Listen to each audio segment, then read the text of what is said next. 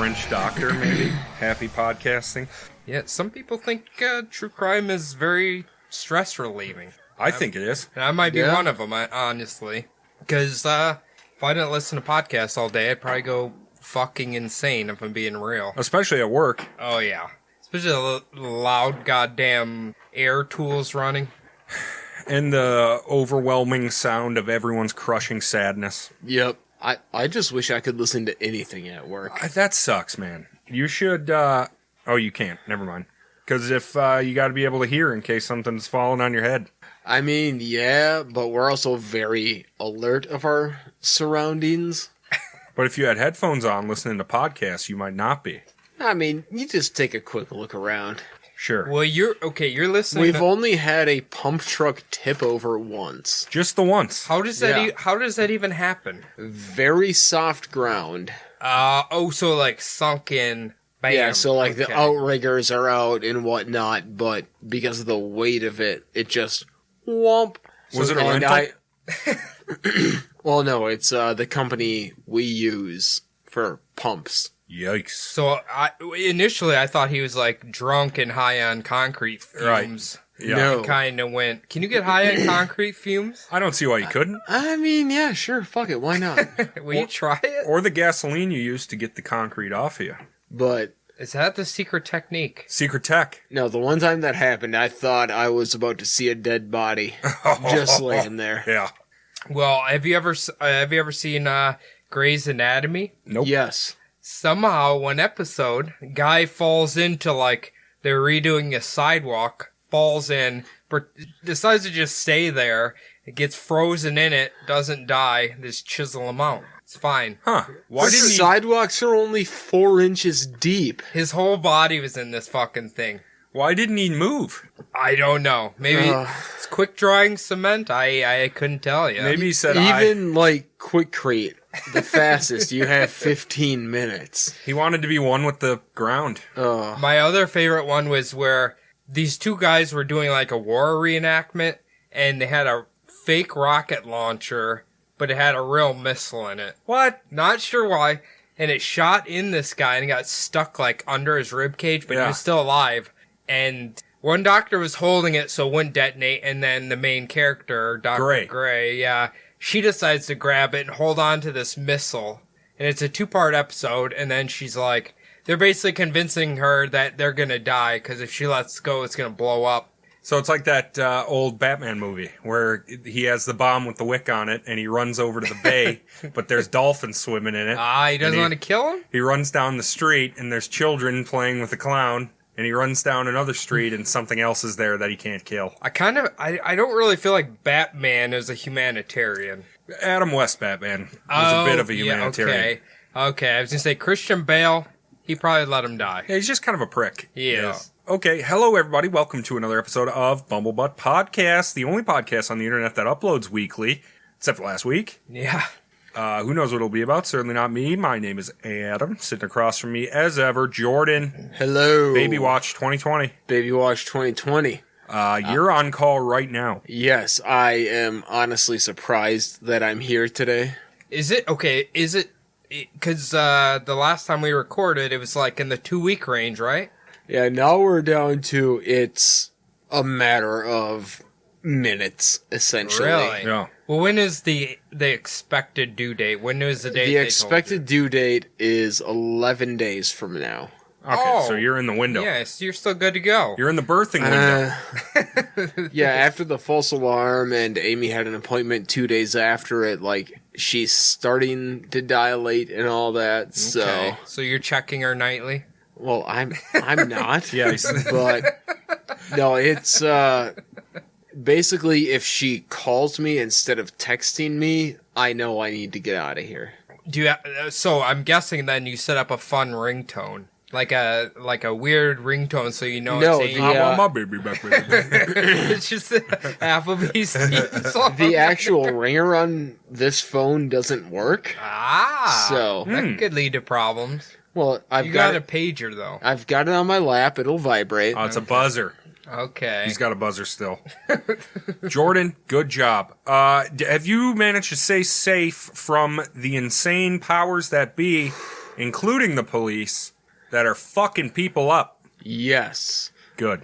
I finally Google Maps'd it last weekend, and Derek Chauvin, the fucking murderer, Who I called Derek Chavez on accident earlier today. Nosy. his house in Oakdale is less than a mile away from where Amy and I live. That Wow. I have So- heard as well. Last weekend was weird, I'll say, because I was like, oh, I'm going to go out and I'm going to, pick up stuff to make dinner. So I go to the Hy-Vee. Okay, they're boarded up and closed. I go to the Cub across the street, boarded up and closed. All right, fuck it. I'm just going to get, Taco Bell or something. And Boarded everywhere up was and closed Yep. by 5 o'clock. It Right. was bonkers. Like the Holiday across the street from us, they were closed for, I think, 5 days. Now, remember this, Like they Jordan. shut off their pumps and everything. Yeah, and put roadblocks up. That's what all the SAs did in St. Paul, or Speedways did in St. Paul. Yep. Now remember this. Remember all of those fucking businesses, okay? Yep. Remember them all, because they Okay. didn't close a single fucking minute for COVID-19. But Yeah. as soon as they had a risk of losing a little bit of profit, Yep. they shuttered their fucking Oh, doors. yeah. They don't service the communities that they live in. Only at the best times, only when you're guaranteed to be flush with money will they be open. But if there's one chance that they might lose $1, they're going to board up and run away. Yep. That's unbelievable. They don't Well- care about their employees. They don't care about anything. It's Well, making and I money. remember like when the looting and burning moved to St. Paul, we were actually working in St. Paul that day. Really? Yeah. Did you see, And, see anything? Where we were, so there's First Grand Avenue Liquors. Oh, yeah. Yeah. They got looted, and we got done with work an hour before that happened.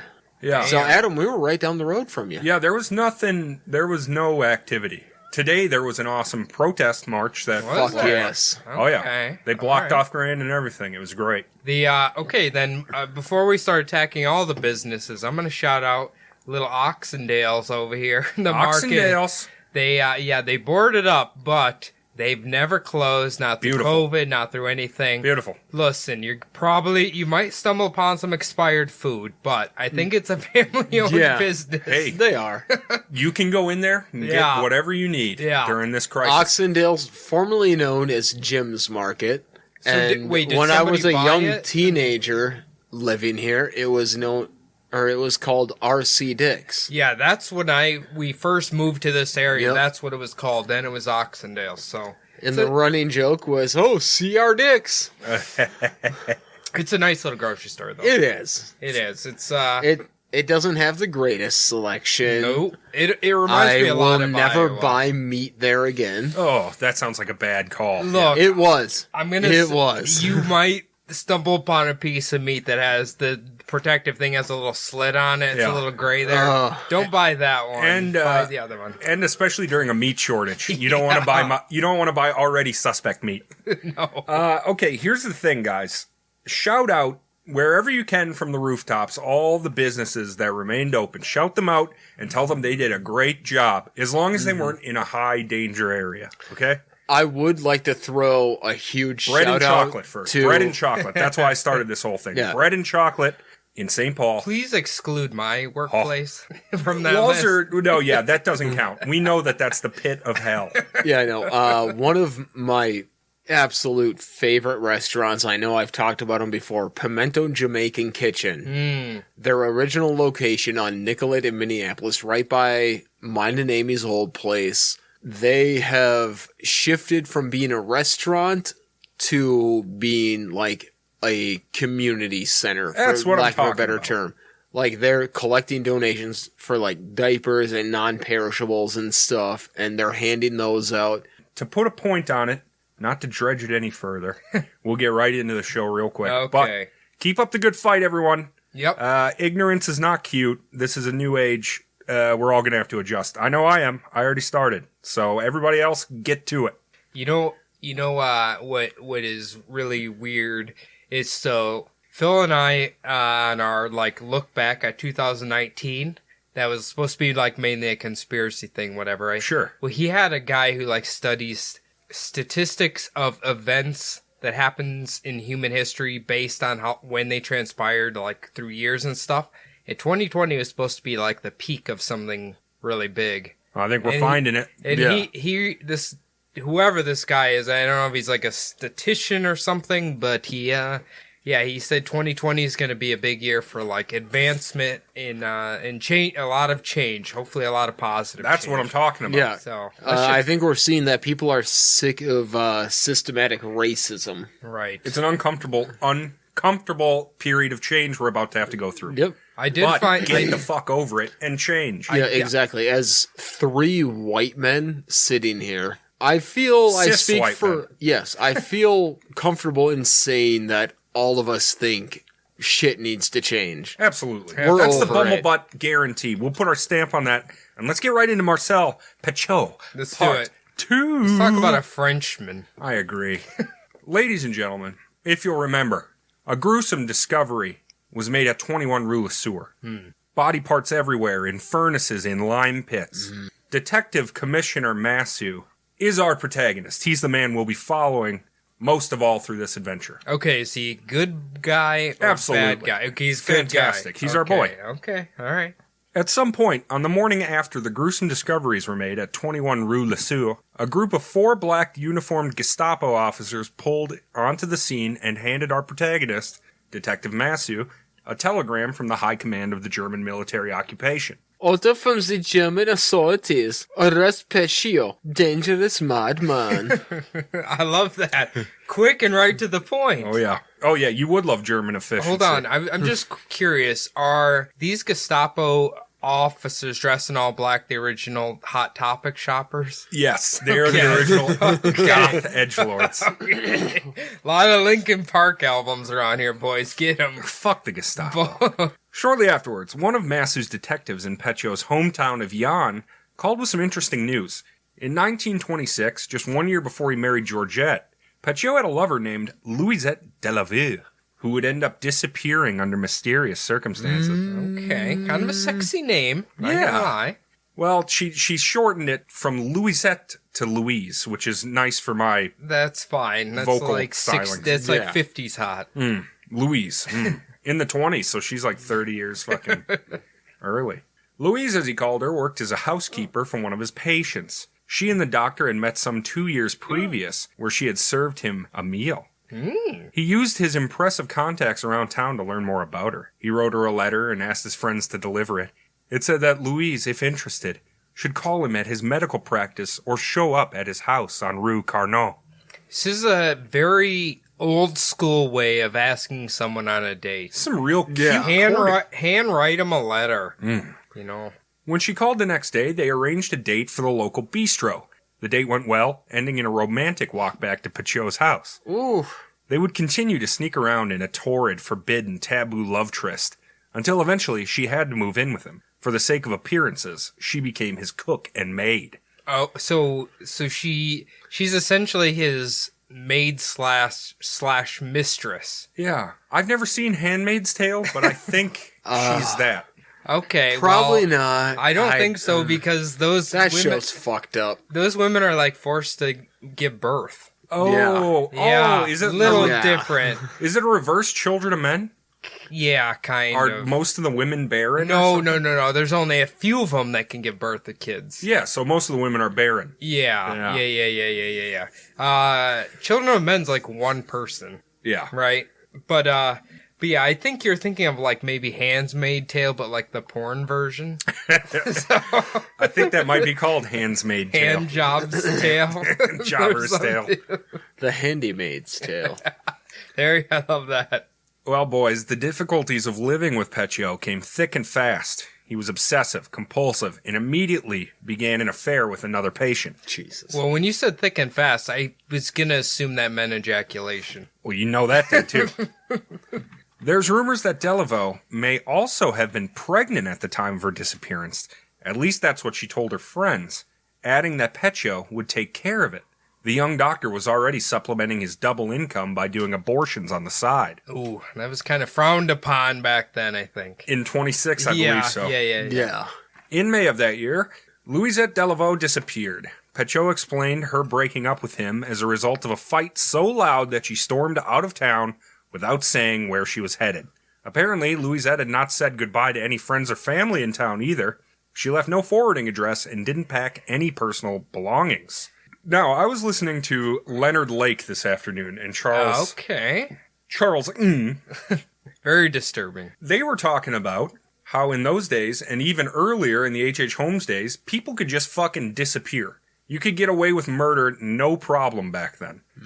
Well, I mean, it is true. You didn't have any way to track you. You could literally glue pubic hair on your upper lip and you're a different man all of a sudden. Like, you didn't have discerning tattoos. You could you could literally write a different name on your ID. You're good to go. It's easy. You can make people disappear with little to no trouble. Okay, not the murder part, but if you could disappear this easy nowadays, would you do... Like, you're Adam now. Right. And you want to move to, let's say, Montana, and you want to be Grant the Elk Massacre. All right. Would you be down for that? I mean, I have to commit a crime or wrong somebody I love in a terrible way. You just want to like start your life over. You're an NES. You're gonna hit that reset button. Yeah, but I'm pretty good right now. Okay. I'm liking it.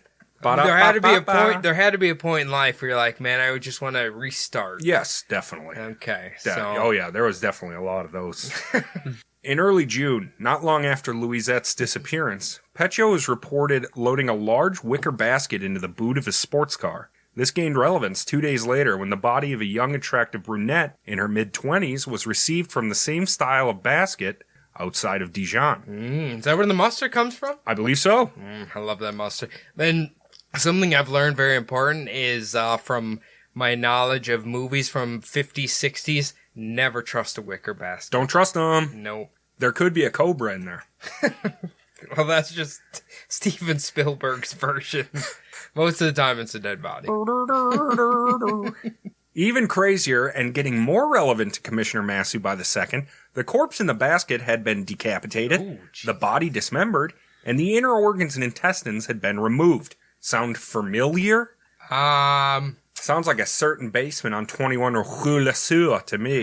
Yes, you are right. I thought you were leaning towards a different serial killer, but no, this makes sense to this guy's MO. With a German arrest order in hand, Massey hurriedly drew up a warrant for the arrest of Marcel Petiot, and for good measure, his wife, Georgette. The steps of an investigation are always the same. Statements, interrogations of witnesses, picking up clues and fingerprints at the scene of the crime, and everywhere it seems necessary.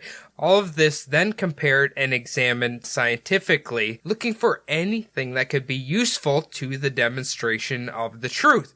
They always slip up. A murderer, at the end of the day, is still a fucking idiot. That's right. That's right, Detective Massey. That is true. That is very true. They're always going to leave a loose end. They're never going to... It's never going to be the cleanest job ever. I just don't believe it.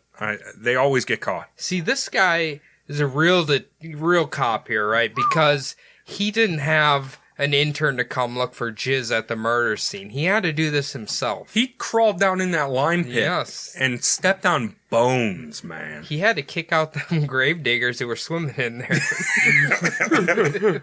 Said, boys, pool's closed. You've had your fun. Get out of here, you creepos. When the task force returned to the Rue Caumartin, which is where their current apartment is. Okay. All right. When they returned there the following morning with the search warrant, there was no one there. In contrast to the filthy and furniture-stacked rooms at the house on Rue Le Sueur, the apartment was spotless. Detectives found a large supply of coffee, sugar, chocolate, and booze, which were all difficult to get in wartime Paris. Really? Oh yeah, those were rationed to the tits. This sounds like these are common items with a lady who had just broken up with her boyfriend. Right? Coffee, sugar, chocolate, booze. See? Oh my god. There must have been a lot of breakups in the 40s in France. Maybe that was the problem. Gee, I think Helga just broke up with Hans here. There was also a veritable pharmacy of prescription drugs and other illegal narcotics, most notably a large supply of peyote and 504 vials of morphine, which were worth a fortune in the underground. Really? Jesus. Okay. Just like the doctors of today, physicians of the time were the most readily available source of illegal drugs in Paris. Along with the drugs, inspectors found a collection of bizarre artwork in a number of masks described as diabolical and grimacing. On a pedestal in his office was a wooden statue about 2 feet in height of a beastly pan-like creature with a hugely large dick. Dr. Petiot, the cops soon found out, was the sculptor. Okay, Dante's Inferno. Doesn't Pan, like the original creature, have a big dick on him? I thought he was just a little half like goat man. The goat man. I thought he had a big dick on him. Maybe. Or did he just say, this goat man's so sexy, I need a large dick put on him? Yeah, that sounds more like Dr. Petiot. Okay. Have you ever seen the animated documentary Hercules by Disney? Yeah, yeah. Does Danny DeVito play Pan in that, or just a Pan? I don't know. Is he called Pan? I know he's a little, like, dancing satyr guy. Yeah, okay, yeah, he's a little satyr, yeah. Yeah. Okay. I don't... Who's Hades? Is that, James Woods. James Woods. That's actually not a bad film. That's one of my favorites. I feel like that film might have been when Disney started including their ladies with thick bottoms. If you had a thick ass in that? Meg was like a waif. The dancing, the choir of girls. They had like really tiny tops, but like their thighs were humongous. Bless my soul, Herc was on a roll. I love that movie. It's pretty good. You'll never guess what, guys. Dr. Marcel Petiot was indeed selling drugs. Oh, you don't say. By March of 1944, he had 95 drug addicts registered to his quote-unquote detox program, which consisted of weaning his patients off their drugs with increasingly smaller doses of their preferred poison. Petiot had gained a bit of a reputation for this style of treatment. He was also known for being a sympathetic doctor who would indulge his patients. So he basically pioneered methadone. That's pretty much what he did, except he prescribed heroin. Well, thank you, Mr. Petiot, for essentially killing Sid and Nancy. Oh, God my damn it. God. Yeah, fuck you, Petiot. Apparently they were terrible. Or no, Sid was a terrible musician. She was just kind of there. Nancy was just along for the ride. Yeah. Jordan, you need to listen to No Dogs in Space about the Misfits, since you are a Misfits boy. No Dogs in Space? Marcus Park's new music podcast. Yeah, it's actually, I think it's really enjoyable, but they covered the whole Misfits from like the bottom to the end. Alright. So like the transition from evil Elvis to weird hillbilly? Well, they talk about Misfits and like, what was it, like 5 or 6 different drummers, I think. They did have a lot of drummers. And and apparently one of them just died. Oh, really? Apparently Yes. Glenn's not very nice. No, he's... No. He got his shit rocked by, I believe, a security guard at the caboose. Really? Oh. Yeah. Well, the I videos think it of was another, the caboose. Oh, the videos of another band member punching. no, the video I saw is Danzig, like, trying to throw a punch at a security guard. And then, like, he just misses, and the security guard doesn't even, like, punch him. He just, like, puts his hand around his neck, and he's like, all right, let's calm down there, Mr. fucking 5'6". Yeah. Well, the best part was I was looking up pictures of what Danzig looks like now, and there's a coronavirus meme, and it was like measuring Glenn Danzig, and it's like, okay, 3 foot 2 inches. So technically, you need to stand 2 Glenn Danzigs away from the next closest person. Pretty much. He is a very tiny human. He's a little boy? Yeah. He was ripped, though. Yes, he was. He was fucking ripped. All of the Misfits were at one point, weren't they? Jerry only... Not Jerry. Not Jerry. Doyle. Yeah, Doyle is still just jacked. He's so to the gross pro looking. wrestler. The pro wrestler. He's so gross looking. Oh, my God. I mean, that's Roy, He's right? like... It has to be. He's like 60 and he's dating like a 30-year-old. Vegan gains, man. I'm telling you. He's killing it. Oh. Following this thread, Massu learned that Petiot had a sizable file with the DEA equivalent of occupied France, who dealt with prostitution, procurement, pornography, and drugs. This specialized unit, known as the Brigade Mondaine, launched a clampdown on the Paris drug trade in early 1942 when they decided to arrest suspected addicts. You can't name your unit after It sounds like a type of cheese only hipsters have access to. The Brigade Mondaine? Yeah. Yes, it sure does. Crumble that right over my Piscetti. One of Dr. Petiot's patients was arrested in these drug addict dragnets, a gormless man named Jean-Marc Van Bever, a 41-year-old coal deliverer who had started this job only a few months earlier. This was his first real job. Previously, he had invested away his inheritance into a number of printing businesses that ended up going belly up. At the time of his arrest, he claimed not to be an addict, but instead was only mixed up in the drug game because of his girlfriend, a prostitute named Jeannette Gall. At 34 years old, Gall had a severe addiction to morphine and its stronger cousin heroin, which had grown in popularity for uses far beyond its original use as a cough suppressant. In November of 1941, the two star-crossed lovers would meet. After 3 weeks of regular prostitute visits, Van Bever asked Gall to move in with him, and she promised to quit her job and the drugs. I wonder if they're like morphine, where like, remember on Syrettes? Yes, Yeah. yes, they look like basically super glue things. Oh, man. They made me really want one when I was playing L.A. Noire. I was like, I bet that's fucking crazy. Did you see that when I found that syringe outside of the... Yeah, what was up with that? That was outside of the 5.8. Wow. Right? I don't know. I'm just like... Well, that doesn't bode well for... My burger didn't have any syringes in it, so that was okay. God damn it. I hope it was a diabetic. I feel like they use the little the click ones. Right. They inject themselves. Yeah, with. my dad does. Yeah, it's like a pen now. Yeah, it's pretty painless. That looked like a straight up Hypodermic. regular, yeah. Oof. Yikesy, wikesy. Yikesy, wikesy. Gall remained an addict and had active heroin prescriptions from 5 different doctors. One of them, of course, was Marcel Petiot, who in 22 days had written her 5 prescriptions personally, as well as 2 for her lover Van Bever. Apparently they really need it. A summons for questioning was issued for Petiot, and the prosecutor would hear his case privately to decide whether or not the state should prosecute. The prescriptions were legal, Marcel argued. He was merely attempting to cure his patients by weaning them off the heroin. This method was far superior to having the addict go out and possibly kill or steal for their fix. The state was wrong to charge him for trafficking, he said. If he was actually selling drugs, he would have charged far more than 50 francs, which would fetch 10 times that on the black market. If we're being fair here, technically he is doing the right thing of slowly weaning opiate-addicted people off of their narcotics. But in 22 days, you probably shouldn't write the same lady 5 prescriptions. That is true, but I don't. How long does it take? Like, how long should you be taking? If you're on heroin, how long should you be taking morphine for the like? Or you mean methadone? Or methadone? Sorry, I'm not. I'm actually not sure.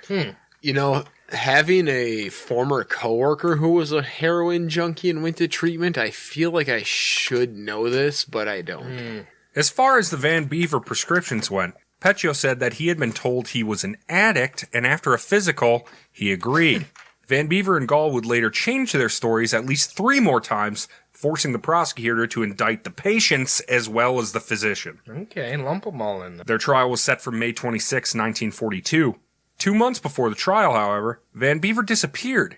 When the trial date came, Petiot claimed Van Bever was obviously too ashamed and scared to show up, which meant Petiot should be declared innocent immediately. The police would eventually search Petiot's apartment, finding nothing to implicate him in the disappearance.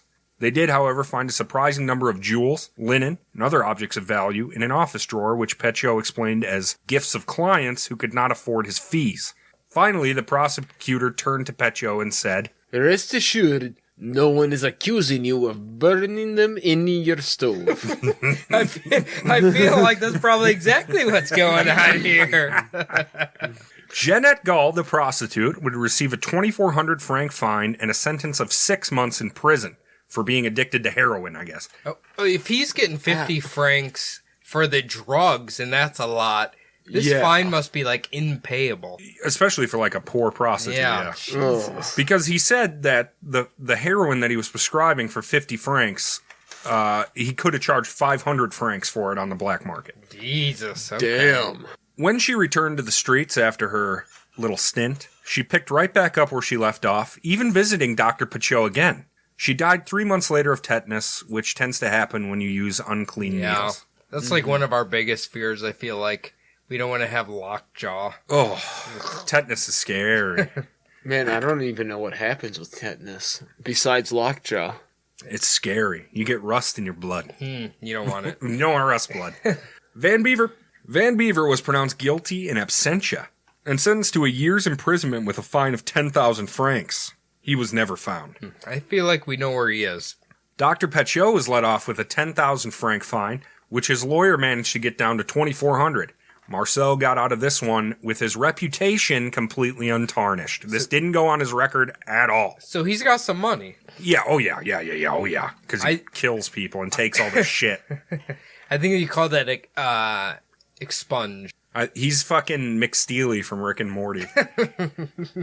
The case was certainly perplexing to Massu. On one hand, he was relieved to be getting unambiguous instruction from the Gestapo, hoping it would mean German authorities wouldn't interfere or obstruct. At the same time, the Gestapo rarely expressed interest in French criminal case. When they did, it was to catch a culprit whose crime consisted of opposing the Nazi regime. So since the Gestapo were so interested in Dr. Petiot, did that mean he was working for French resistance? With another funeral in the books at Passy Cemetery, the gravediggers went back to their other job of sieving through the Petiot townhouse, grabbing bones and rotting limbs from the pit, placing them in wooden boxes that resembled mini coffins, and then transporting them to the IML, or Institut Medico-Legal, the most advanced institution that would go on to pioneer the use of science in criminal investigations. This is actually a perfect transition for me to ask you two guys questions. So, Adam, I told you I watched Jason Goes to Hell today, right? On HBO Go right now. On HBO Max. Oh my gosh, I got it. Be Max. But I kind of was sitting there wondering, is a medical examiner considered a doctor? I believe they are. They have to be, don't they? A doctor? Yeah. Like if you're doing an autopsy to find out what happened or whatever, are you a doctor? I don't know. If my NCIS knowledge serves me correctly, they do have to be a doctor. Good doctor. Was Abby a doctor? No, Ducky. Oh, Ducky, right. Ducky was a doctor for sure. Yeah, Abby didn't do that. She just did forensics. Yeah. Yeah, absolutely. Okay. Absolutely. That answers that. Yeah. There are some... have you seen The Staircase on Netflix? Yes. Now, there's some medical examiners that shouldn't ever be, or at least that big fat fuck. You know what I'm talking about? Yeah. Ugh. I feel like that you get paid off by either the defense or the prosecutors, and then you kind of just sway your professional opinion in whatever way they pay you. Nothing's worse than those emails that get leaked where the prosecution and the crime lab are obviously working together. Kind of sounds like what's going on right now here. But that's a more between the bumbles conversation. Fuck. I'll just say, I think that guy in the staircase killed both his wives. You think so? I don't think he did. I don't think he did either one. How does 2 wives die of fucking head injuries? But that fucking blowpoke thing was such a misdirection. They harped so far on the fucking blowpoke. Just kind of proves if you're rich, you can get away with murder. I know. So, a few more things about the Institut Medico-Legal. The mugshot, as we know it today, was invented in this lab in 1890, along with the great idea to bring a camera to the crime scene and document it. The current head of the IML was Paris's chief medical examiner, well, here you go, Dr. Albert Paul, so he was a doctor. Okay, there we go. A renowned 65-year-old forensic scientist. A legend in his field, Dr. Paul was known as the doctor of 100,000 autopsies. That is a lot of autopsies. Jesus. Are you a butcher at that point? Or I would assume you can name every part of a human body at that point. I've got your filet mignon. Boo, but I love it. Massu and Dr. Paul had met 32 years before, when both were starting their respective careers. And in all that time, Massu had learned a few things about the doctor. He hated chatterboxes and long questions, and had a vicious temper. Massu would have to keep this in mind during his dealings with him. I kind of agree with this guy right now. Too many chatterboxes makes me angry. Yeah. Have you ever seen Letterkenny on Hulu? Yes. Sounds so familiar. That's the show that Brad has based his entire life on at this point. I think Phil recommended that one. Yeah, it's Phil. like a mix between Trailer Park Boys and The Office. He said it was Canadian. It's so good. Okay. It's like a light, always sunny Trailer Park Boys office. Yeah. Okay. See, the muscle shirt got delivered today. The muscle's getting delivered tomorrow, bud. On the Rue Lesueur case, Dr. Paul would be assisted by a special squad of forensic legends from the Museum of National History. Ooh. How could a couple of history buffs be helpful here? Well, they were specialists in fossil reconstruction, an expertise that would prove invaluable. They would have to match arms, legs, torsos, and thighs. They were asked to determine the number of victims, IDing them by age and gender, as well as cause and time of deaths. So they can do that just by looking at your bones. Well, do you believe in fossils, or are they planted by the devil to fool time travelers? Well, okay, we got Yastin, who claims they're planted by the devil. We have Max, who claims they're planted by the devil. And we have scientists who claims that they're ancient creatures. Yeah. So, yeah, I don't know. I really don't know. Listen, Max and Yasin, they put together a compelling case. Yes. You've got perfectly stable Yasin and then incel Max. Yeah, poor Max. I don't know what he's up to right now, but Me neither. I hope he's living it up. I hope he's staying sane. He got a new car finally, Adam said. Yes, he did. I mean, Honda. Like 6 months ago. But now he's on that $1,000 a week lifestyle, bro. This team had managed to assemble nearly 2 complete skeletons and 2 half torsos. For the most part, they were dealing with bones such as the 10 collarbones, 9 sterna, 6 shoulder blades, and 1 complete pelvis that didn't match with anything else. There were also several human scalps, which weighed 11 pounds in total. Jesus. Okay, so I feel like this would be the perfect job for someone who either really likes Resident Evil puzzles or just likes puzzles in general. Putting them all together, they make a little dinging noise when they match. Bing! Just look, and if you're a detective, just look for the glowing sparkle that tells you where you need to go. Oh. I just want to see how they react when it's like, all right, well, we have these 2 complete ones, and then, fucking 10 collarbones. Fuck it. Let's make whatever we can here. Let's make a freak. Dude, that would be amazing if they flew these guys in there. It's an AC-130. They're making model kits. That'd be sweet if they flew these people in there and they're like assembling the bones. Like, this is the most fascinating dinosaur I've ever seen in my life. Did dinosaurs transition from human beings? Or and what? why do they all live in this lime pit? Yeah. It's a Humosaurus Rex. In a freak stroke of luck, on March 14th, an investigator spotted an attractive woman in a black skirt and coat carrying an expensive leather suitcase. When the policeman approached, she did not deny that she was indeed Georgette Petiot, but instead said, I have done nothing wrong, before collapsing on the platform. 2 uniformed officers carried her out of the station, and 1 young man assisted, crying the entire time. This was her son, Gerard. News of the arrest spread quickly, and when Massou's car approached the office, a crowd of reporters and photographers were already waiting. Commissioner Massou helped Georgette out of the car, trying to shield her from the paparazzi. I mean, how fast can the paparazzi take photos in this time period? Yeah, wouldn't they have to like snap the picture, then like pour the flash powder, wind their camera? I was gonna say, get out from under that blanket. I have to go to the dark room for 30 minutes. I don't think this is gonna be some Nightcrawler shit going on here. Everybody stand still for 3 minutes so it can burn on the plate. We hear she's coming here in around 3 hours. Go set up, boys. What? The car is 2 minutes away. All right, I'm gonna hit my button. Then hopefully by the time she's here, it's gonna flash will go. Be good. Can you imagine 2 reporters on like a moped and he's trying to hold this giant thing taking a picture?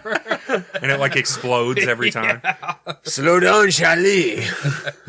Once in the office, Massou brought Georgette to her seat in his office and asked if she would like a beverage. She declined. Then, as usual, Massou iced her out for a bit, shuffling some papers, walking to the window, and he finally launched into his questioning. Well, Madame Petiot, what do you know? No need to rush. We have a lot of time. Begin wherever you like. I must say that I was unaware of his business. She spoke with a low, barely audible voice, and in her hand was clutched a small handkerchief. Mrs. Petiot explained that she knew her husband had purchased a property at 21 Rue Le Sueur 3 years before. Massu, settling into a chair, noted her starting to sweat. Oh, she knows not something. Good. Here's the other thing. Do all ladies in this time period have a handkerchief just in case they faint? Yeah, I in feel case like you get the everyone vapors. has one. Yeah. Yeah, I mean- guys do. Yeah. Yeah. Like, even my entire life, my dad's carried a handkerchief just to blow his nose into. What are you going to do? Snot rocket You around the should- town? You you can't should- do that. That's what I do. I was going to say, that thing is probably so fucking crusty at this point. Yummy. Or do you wash it when you and him take a shower? That's when we wash it. Yeah, that's when they wash their... Come on, And George, I've I'm got gonna so wash much my chest hair, hanky. it's like a Brillo pad. So I was like, oh, Dad, just wash your handkerchief on this. The back hair's still too soft. Sure, yeah. We'll get there. Yeah, it'll get there. She said she had only been to the house about 2 years before, but had never gone inside. She never liked the house. She thought it was too big, and it cost the couple 500,000 francs. Holy shit. Ooh. Even more shitty, according to her. It would mean that her husband would be home even less. But, as was custom at the time, she didn't protest the purchase of the property because her husband brought home all the bacon. Yes. Massu asked her about her husband's bicycle and trailer. Georgette Petiot claimed not to remember exactly when he bought them, but she was sure that he bought them as a package. She knew that he used them when he went to the auction houses where he would buy old books and antiquities. I was just envisioning this guy's going to a bike shop and he's like, look, dude, you buy this bike, throw in the trailer for free. Hell yeah. We got a deal? Fuck. Hey, man. Can't turn this But, down. but we can't be hating on it because, I mean, I'm going to be pulling the kid in like one of those weird kid trailers behind a bike. Okay. Yeah, that's awesome. Is that kind of trailer? Or is this like you pull it in or you drive it up on a trailer and haul it around? Like, what kind of trailer is it? It's a tow behind. A tow behind. yeah. Okay. So it's like the kid trailer. It's just like a box instead of like a nice, comfy mesh See, system. I had the idea he's driving a bike up onto like a trailer. Oh my gosh. And then doing what? Driving it around. Attaching it to his horse and driving You know, it I'm just around. going to grab this trailer my bike's on and pull it around with me. He's going to drive it around. Oh, God damn it, Cody. I love the way my bike looks. Look at it. It's blue. She was absolutely fervent in her defense of her husband, claiming he was a very gentle man who took care of his family. His patients adored him, and if they were poor, he wouldn't take a gosh darn dime. Listen, he just sounds like a good guy in that aspect. Shit, man, he knows how to fucking No. be a dick. I was gonna say, he sounds like a serial killer who has perfected the life of living a killer life and living a normal life. That dual Yeah. life, man. But I mean, BTK shit. someone wants some medical advice and help, and they're too poor, and he says, don't worry about it. That's the right thing to do No, in that he situation. says, don't worry about it, I got heroin. That is what he How is do we know saying he's right giving now. everybody heroin, Cody? If he's giving it to addicts, I'm assuming if you have a boner that's lasted too Well, long, listen, you if it get helps with heroin. your pain, I'm Okay. kidding. I don't condone it. Don't do opiates, please. My cousin died of them. Ew, So, that's too bad. Sorry. When Massu dug into the events of March 11, 1944, the day the chimney fire was discovered, Georgette said that her husband had spent the entire morning making house calls. The couple had eaten lunch together at the apartment, and then at 3 he left again without saying where he was going. Around 6 p.m., Petiot returned home and received a client who had been waiting.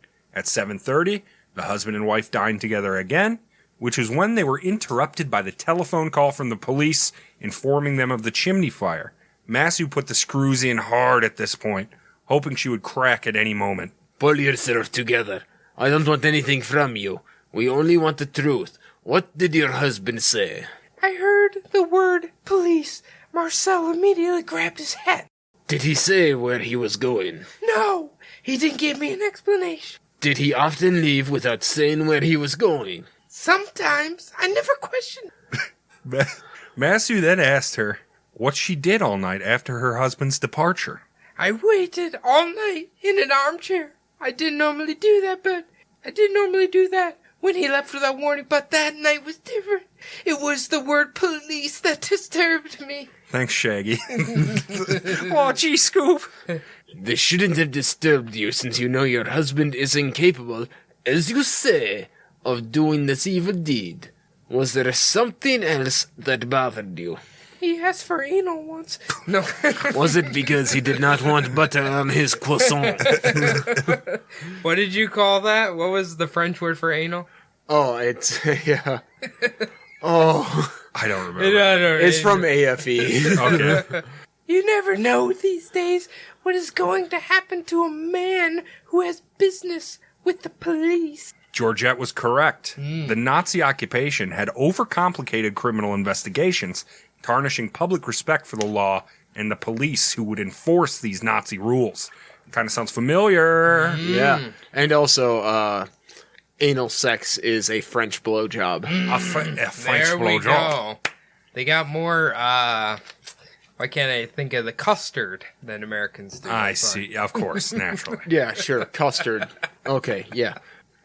Okay, the following morning, he still didn't return home.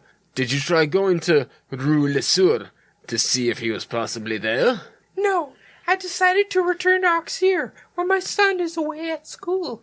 I tried getting on the 7 o'clock train, but there were none running until Monday, so I went to church and attended several masses. I spent the rest of the afternoon at the train station, not waiting for anyone or anything, but I just felt more comfortable in the middle of a crowd. Massu then asked her what exactly it was that she feared so much. Mrs. Petiot explained that she had seen the newspapers with her and her husband's names on them and freaked the fuck out, as anybody probably would. After this, her hand opened, her handkerchief fell out, and she fainted. This wouldn't be the last time she would collapse, or pretend to collapse, in the middle of an interrogation. She's watched 50s television programs. She knows what to do. Yeah.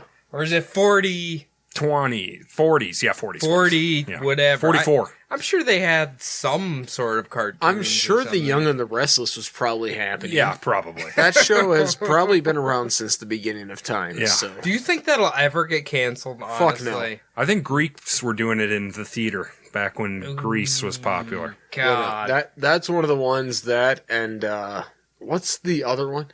These are... The Days of Allah. Yes, that and Days of Our Lives will never get canceled. What's the edgy one? Well, there's been several.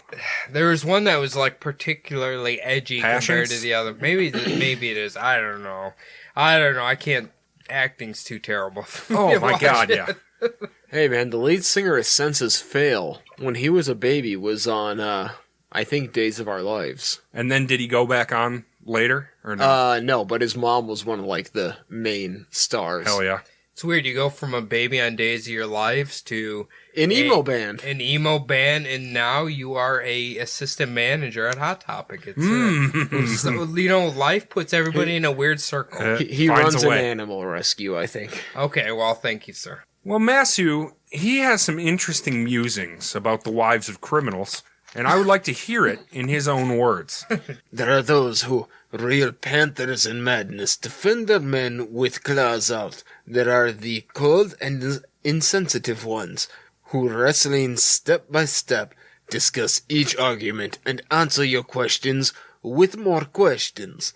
There are the stubborn ones who can pass through the entire night in total silence against the light of the interrogation. There are still others who, shaken and in distress, discover as you do that they have lived for years beside a monster.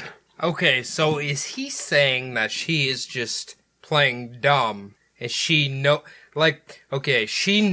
something bad has been going on, but chose to ignore it to enjoy the comforts of her life? I think Kind that's of exactly thing. what he's You know hinting at. You know what I mean? They say the wife always knows, or the husband always knows, depending. I mean, we've all been in different relationships than we are in now, and if someone, your partner or whatever, is doing something kind of fishy or weird, You definitely know. Like something on a subconscious level tells you something's weird. So he can't just come home with guts and bones all over his body and be like, And lime constantly. Yeah, lime I'm sure that constantly. stinks. I'm sure like it you're stinks. you're a doctor, not a fucking Yeah. Jordan. Yeah. You're not a Mason. Maybe it's his hobby. So, in which category did our sweet, attractive, fresh-looking, beyond her years wife belong? And what about Dr. Petiot's ride-or-die brother Maurice from the first episode? Well, Commissioner Massue was eager to tear into that ass. Starting with his background, he established the childhood that the two had inseparably shared together. He confirmed that they both had been raised by their aunt Henriette and educated by their uncle Vidal. In the early 1930s, the Petiot brothers drifted apart. Maurice believes this is due to the marriage of his new wife Monique, resulting in the brothers Petiot little chill in their relationship. Oh, that's not so Marcel got mad at him for getting married to Monique. That is right. Marcel got mad at Maurice for marrying Monique. It sounds like a fucking Mari episode. God damn. But they're just French people. Marcel, you are the doctor. You are the doctor. I didn't even realize how many M's were in that sentence. Oh man, the French love their M's. I guess so. But guess what? I love the French. Well, like when you did the detective telling that whole story, they're always so like poetic when they're weaving that story. Yes. You know? It's a romance language. French is a romance language. It really is. So is German. It's a language of love. It's a language of screaming. When you can't tell the difference between "I love you" and "I'm gonna kill you," that's a very German thing. After Maurice and Monique's wedding on 9/22/34, the fraternal relatives didn't speak for 5 years. Damn. Marcel is a bitter boy. He's a bitch. Dude, I feel fucked up if I don't talk to either of my brothers for like 5 days. Truth. I don't have any brothers, but I would talk to them if I did. You talk to your sister daily. It's true. That is true. Yeah, imagine if you didn't talk to her for like 5 days. Well, You'd probably feel kind of fucking weird. I mean, yeah, but I'm always on edge that she might kill and eat me. Mm-hmm. Well, we already know she's gonna eat you when It's going to die. happen. She keeps talking about this new sweet crock pot recipe she found on Pinterest, so... Oh, boy. I don't know, guys. Some long pork is exactly what's needed there. After the forced exile ended in the summer of 1940, Maurice would have a cautious lunch, as he called it, with Marcel. I don't really trust this grilled cheese I got, but...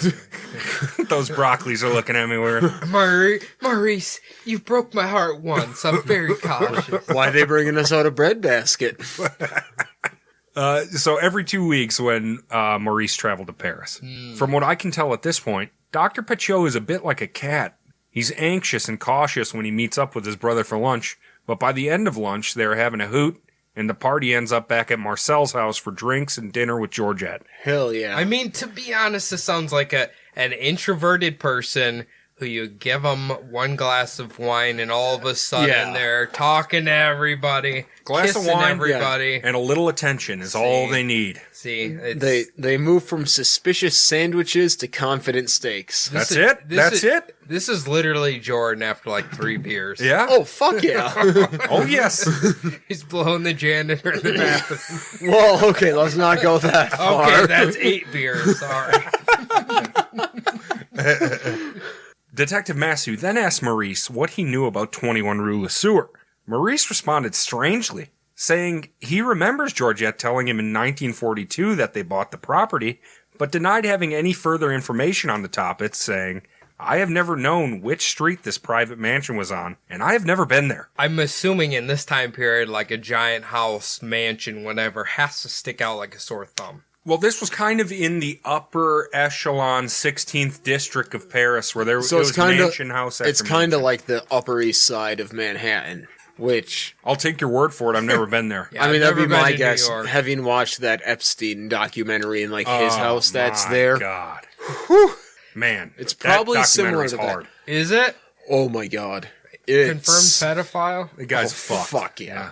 I think he could have gotten away with a lot of it, or at least avoided detection for a long time, if he didn't always ask the girls to start by rubbing his legs and feet. Yep. That's way too corroboratable. Ugh. And that's how he started every one. Just Was rub my rub feet. my legs and feet, and then he would jerk off while they pinched his nipples and stuff. And then Okay. sometimes he would, Sounds like a Joe Mauer play date. Whoa. I mean, Is Joe Mauer a sex pervert? No, I don't think he is. I just assume someone like him likes his nipples twisted. Oh, sure. Maybe not by underage children. Yeah. But But consenting like his wife. His wife, yeah, probably he has a lot of nipple clamps. Yeah. Of course, when expert Detective Commissioner Massue twisted just a bit harder, Maurice qualified his statement. Yes, he knew the address, and yes, he had been there 3 or 4 times. In fact, now that he thinks of it, in 1943, Maurice had applied anti-mite treatment on the furniture and rugs. He shook another cobweb loose in his brain and remembered a few months later, probably in December 1943, he had gone to turn off the water to the house in case the pipes froze. Oh, right. About a year later, in January 1944, he brought an architect out to look for leaks causing humidity problems. So that makes 8 times total after he said he'd never been there. Jesus fucking Christ. Look, you, as a Frenchman, you forget. You're all hopped up on crepes. Oh, and you, red you wine. use the word mansion. This is more of a day mansion, not an actual one. This is only 500 I got racks. confused. Yeah. Listen, I thought we were being over $1 million francs here. Well, to be fair, if he's watching him put termite shit on his couch, they probably are inhaling a lot of bad shit. True. Maybe it wiped Yeah, his memory. True. Asked if that was all the info he had on the townhouse, Maurice said, of course. Massue wasn't convinced. Ooh. I don't blame him. He decided to let Maurice sweat it out a bit and went back to check on Georgette. She had recovered from her fainting spell. Oh, God. So he asked her to accompany him to their apartment on the 2nd floor at 66 Rue Caumartin. Massue left his office first, and the pair were immediately enveloped and blinded by the flash of the paparazzi. Did she confess? Did she help dispose of the bodies? Did she help her husband flee? And then Massue responded to all of these people. Gentlemen, my secretary is going to speak to you. Shit. As the reporters all rushed off to hear the announcement, thinking of all the hot scoops they need to get before the morning deadline, the commissioner escaped down the hallway with Mrs. Petiot and slipped into a car. Bastard. The secretary never made a statement, by the way. That was just a, look over there. Can you imagine? Hey, look, a distraction! Can you imagine going outside and basically you instantly get melanoma from all of the weird flashing lights hitting you? And bone marrow cancer. Isn't that just leukemia? I guess so, yeah. I don't know. A few miles away, however, at Rue Caumartin, there was another crowd of about 100 people jammed on the sidewalks and spilling over into the road. Photographers and reporters were there looking for a scoop. Even a motion picture camera was set up in case of their arrival. Is that what they called camcorders before they were known as camcorders? Yeah, they're those movie picture cameras. They move. I call that witchcraft. Well, how's Charlie Chaplin dancing? They just take a lot of pictures? Real quick like? I bet he can lick the clit so good with that tiny little mustache on his head. Jesus Christ, Cody. That stupid little elf. You know that's why he had it. Hell yeah. Assassins! You are the assassins! You are jeering at my distress! After a locksmith hired by the police hurriedly opened the door, which had been locked since their last visit, Commissioner Massue, Georgette Petiot, and that crack squad of investigators entered the apartment. While detectives searched, Georgette sat in an armchair in her living room. Massue resumed his questioning. How was your life here? I like how she just took a load off. Just She's have a under seat. custody. Yeah. You're like, oh, thank God my go. lazy boy is still here. I mean, I've never seen this place. No, this is at their apartment at 66 Rue Caumartin. She's like, God damn, I haven't had my 16-inch cigarette extender in fucking ever. We lived as the good middle-class citizens that we were. We often went to the theater and the cinema. It isn't forbidden, as far as I know. Dismissing her tone, Massue kept going. He was a professional, after all, and couldn't be rattled by such jabs. Did your husband often say where he went? To tend to the sick, of course. Were you ever astonished by the jewels and the fine linens your husband brought home in his bicycle cart? Sometimes. Did he ever give you explanations? Yes, completely valid ones. You fucking catty lady. Yeah, completely valid ones. I've watched enough Hitchcock movies and Italian giallos. I know how to be old-time cocky. Oh, yeah. Oh, yeah. I'm serious, dude. Like the Italian movies back from those days, Full of sass. women are very sassy to anybody. They don't take shit from nobody. Good. I hope that's still how it is today. She went on to tell Massieu about how he often made purchases at France's oldest and most prominent auction house, the House Droit, which was commissioned in 1853 by Napoleon III. Oh, yeah, dude. Located a few minutes from the Petiot's apartment. The auctioneers and all the porters could back this story up. Petiot had indeed spent a lot of time huddled in a corner contemplating his highest bid. Okay. By the end of the visit, the crack squad of investigators had uncovered nothing to implicate Georgette Petiot in the murders. The craziest thing they found was a 5-carat diamond ring. Holy shit. That she couldn't explain other than to say it was a gift from her husband. In order to keep her in custody later, French police would charge her with possession of stolen property. As of right now, however, Massieu didn't charge her with anything. He simply asked her to pack a bag and return to the station with him. I mean, technically, she could be, if he can get her, she'll be like the star witness. Certainly. So. That'll destroy Marcel. Yeah, we don't need her in jail. We need her to testify against him. Yeah. Georgette was taken to the Hotel Dieu, the oldest hospital in Paris. Located in the shadow of Notre Dame, the hospital was a segregated French and German hospital. Now, Georgette's not sick, you may be saying to yourself right now, but it also held important witnesses in criminal trials. Here, the police reasoned, Mrs. Petiot would be able to answer questions safe from reporters, photographers, camera crews, crowds, or anyone that may be looking to avenge a missing person by killing her. Massieu's ulterior motive in all this, however, was to prevent a suicide attempt. So he's playing 5D chess right now. Okay. This man's brilliant. He's fucking Batman. Here's the other thing. Why do they call it a hotel? I don't know. I Come thought, on, Grandma, we're going to the hotel. Let's go. I thought it was written wrong, but no. I guess it's kind of a hotel. Yeah, the most weird depressing setting. You know, hotel. the bellhop's gonna take out my appendix. If you'll remember from part 1, Marcel Petiot had become the bright young mayor of the town of Yann. Some of his dealings as mayor is why I'd like to see him included on our Mount Rushmore of conmen. Hell yeah. Gotta be. Firstly, during Petiot's term as mayor, petty cash, spoons, ashtrays, or other such small personal keepsakes would disappear from around City Hall. Everyone that worked there knew it had to be him, and soon the townsfolk were gossiping about his strange kleptomania. Okay, I was gonna say, I understand maybe the petty cash and stuff, but why are you stealing ashtrays? Trinkets, too, like personal. It's just like a it's sexual trophy thrill, collecting. probably, for him. People love stealing ashtrays. I guess. When I worked at Wabasha, like, if we left an ashtray out 10 minutes after close, someone on the patio would just fucking take it. And it's like, it's 90 cents at Walmart. Go buy one, but they just took it to have it. Now, when you stole an ashtray from Wild Michelle, did you have to walk to your car with a boner, or you're okay? Just shove it down your pants. Just tucking your Wabasha shirt over your boner. That's I'll see you tomorrow. That's how I used to sneak booze into my parents' house, was put it under my balls. It's more acceptable to pretend you have a boner than it is that you have booze in your That hand. I'm a severe crippled alcoholic, yeah. Understandable. A local mechanic remembered Petiot coming into his shop looking to get his sports car repaired, which he did often because he drove like a maniac. James Dean. He'd show up humming, whistling, and joking around with all the boys, and every single time, once he left, something small like a tool or key would come up missing. That son of a bitch stole my Allen wrench. When the mechanics would go to confront him, the mayor would simply give them the item back, laughing and making no excuses.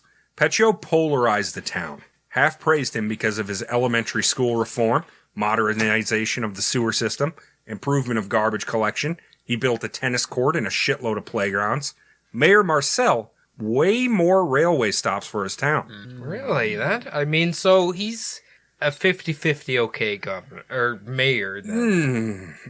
Oh, he's still, okay. All right. This is why I want him on the Mount Rushmore, is because of all of this shit that he did. Just like how Soapy was building roads, schools, he puts up a good face and then does a lot of bad shit behind him. Does his dirt in the shadow. Yeah. Oh, by the way, one of the ways that he said he was able to get more railway stops for his town was on a moving train. He would throw himself off everywhere he thought that a railway stop should be. So they just put him there. No better marker than a human marker. That's right. Man, it would be really nice if I could just stop here. Yeah, just tuck and roll. What if he was like, okay, now about 2 miles that way, you'll see teeth and blood right there. That's where I want the goddamn railway made. I lost my incisors right there. Others criticized the mayor for his less than savory actions, almost always involving corruption and his tyrannical control of the city council. Funds and property continued to disappear. At least one member of City Hall quit, claiming he didn't want to be engulfed in any of the scandals that were about to leak out of the mayor's office. After surviving several investigations into his thefts of oil and gas, Petiot was eventually impeached over a tiny infraction involving him stealing some 2,000 francs. I kind of equate this to O.J. getting the makeup conviction in Las Vegas for killing Nicole. Yeah. Kind of just, we can't get you for murder, so you get this. Yeah. Like a real big dick politician, the day before he was supposed to leave office, he resigned. This didn't deter shameless Marcel one bit. He threw himself full force into the next mayoral election, appealing to World War I vets and workers alike, declaring that Parisian decadence and corruption were the cause of the rest of the country's depression. Okay, shift and blame. Absolutely. It didn't work. He was defeated. Prepared for this, he had already entered another campaign for office, this time as the French equivalent of a U.S. congressman. Petiot won, becoming the youngest of 34 representatives from Yann. Jesus, don't generally congressmen have more power than a mayor does? That's the thing, yeah. He went up, he skipped governor and everything and went right to congressman. Ooh. 1 week after his inauguration, Petiot was accused of theft once again, this time by cheating his electrical meter to steal electricity. If there's one thing I've learned, power companies do not play about their money. No, they do not. The evidence against him was overwhelming, and as such, on July 19th, 1933, the jury pronounced him guilty. This conviction, his very first conviction, led to a temporary loss in voting rights. And if you can't vote, you can't hold office. Okay. I mean, I assume that's still a law? Yeah, I think so. Yeah. Okay. All right. Once again, the day before his removal from office, he resigned. Unfortunately, the political career of Dr. Marcel Petiot would be over, and his next phase was about to begin. I'm going to assume this is a very dark phase for Mr. Petiot. No, it's nothing but sunshine. Part 3 is going to be disgusting. It's bad. I think so. Okay, so they've just, okay, you're flashing back here, but this was a flashback to get him, because this is for him to be put on the Mount Rushmore. Right, okay. And it explains that first conviction is going to be very important later on. Okay, all right. So they're going to bring that up and everything. Mm-hmm. Okay, so we're kind of seeing what they found in his house. They're trying to get his wife. And yeah, apparently he's been doing sketchy shit this entire time. He's on the lam for the entire meat of this episode. We don't know where he is. We don't know what he's up to. Okay, I don't know where you would hide if you're in France. What would you hide under? What do they have? The Arc de Triomphe. Yeah, where all the Nazis were marching every day. Okay, up and down the road. I kind of like how the Nazis, some of the most despicable people ever, looked at what he had done in this house, and to me it kind of is like, I don't want to deal with this. You know what I'm saying? Like the bodies, and they're like, ooh, fuck. I'm sure they went in, they went, up. Ooh, this wasn't us. And then they like, arrest this guy. Okay, I know we're sick, but that is really sick, dude. Vile prick. Now, the biggest reason is they thought that he escaped into the mountains to become the chief of medicine for a rebel terrorist French resistance band. Okay, all right. So he's kind of like the 1940s Osama bin Laden. Mm-hmm. I'm just saying, like, remember everybody... To the Nazis, he's the Nazis bin Laden, not the French people who would consider the good guys. I'm saying, though, remember everybody's like, oh, he's hiding in the mountains. He's in the caves. Yeah. He's in the caves. He's in the caves. That's all I remember hearing. He's in the caves. He's in the caves. He's on dialysis in the caves. I heard that a few times. Oh, God. Even Yassin said there's too many caves in Afghanistan or whatever to catch him, which is probably true. You know, they say the tunnels in Vietnam were covered in cryptids. Really? Hey, man, they possibly were using them, the Viet Cong. The cryptids. They said there was man-sized spiders in some of the rat tunnels, which is terrifying. I feel like they played Resident Evil for the first time, like... Remember the giant spiders? Oh, yeah. Ooh. Yeah, so that's going to do it for part 2. We have one more part to go. Hell yeah. And then we'll be in the goddamn books, boys. Hell yes. Well, if you enjoyed part 2, which I hope you did, you can shoot me an email at bumblebuttpodcast@gmail.com. What's that, Adam? bumblebuttpodcast@gmail.com. As always, follow us on Twitter at bumblebuttpod. And Facebook and Instagram at bumblebuttpodcast. Don't forget, guys, we have a Patreon Oh yeah. that you can sign up to.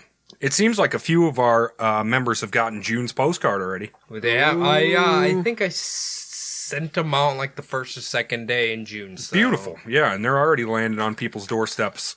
I've noticed the mail seems to be slightly delayed right now, so... All right. Well, I, mean, hope you all get them soon. Yeah, they should. Excellent. That's so good, guys. Yeah, go there, donate at any level. $15 and up gets you in the postcard club, and you never know when one of us might draw something. Or Cody has fucking made 7 fantastic ones already that Yes. make me die to think about. Shit. Patreon's awesome. Now it's time for the most important part of the show. At least you ask Cody the iTunes reviews. It doesn't appear as we've gotten any new ones since 2 weeks ago. 2 weeks ago. Well, yes, listen, yes. things have been a little Hectic. Yeah. The world's changed a lot. So. Let's focus on reviewing some of our cohorts, let's say. Yes, please do. Yeah. No, it's fine. Whenever you feel like it, leave us a review. That's whenever you can. Or I'm assuming I feel like a lot of people are like ditching iTunes and being like, okay, Spotify works so much better. Well, look at the contract Joe Rogan just signed. Well, Is he Spotify exclusive now? He's going to be by the end of the year. What a loser. He has so much money. Why does he need to do that? Because he's making $100 million by doing it. That's a pretty good deal. But he probably already had money. Right? I think he only had like 80 mil. Oh, only 80 that's it. mil. Yeah. Okay. All right. I wish I All right. Well, Spotify, we'll take... did. Yeah, follow. Hit the follow button. Yeah. Follow us on Spotify. Please. And if you're listening Spotify, we'll sign for like $250,000. Yeah, You don't have to pay Give us you a much. deal. You know what? We'll say 300,000. Yeah, I'll go Spotify exclusive for 300 Rex. Yeah. Well, shit. That's going to do it for all of us here at the Bumblebutt Podcast. My name is Ben Adam. Thanks for listening. That's been Cody. Thank you, Cody. Thank you, Adam. That's been Jordan. Thank you, Jordan. Thank you, Adam. Thank you, everyone. And remember to have a nice weekend, unless it's Tuesday. I might not see y'all for a few weeks, so You keep One threatening What us. a baby. one love. Keep it real. Creep it real. All right, Bob Marley.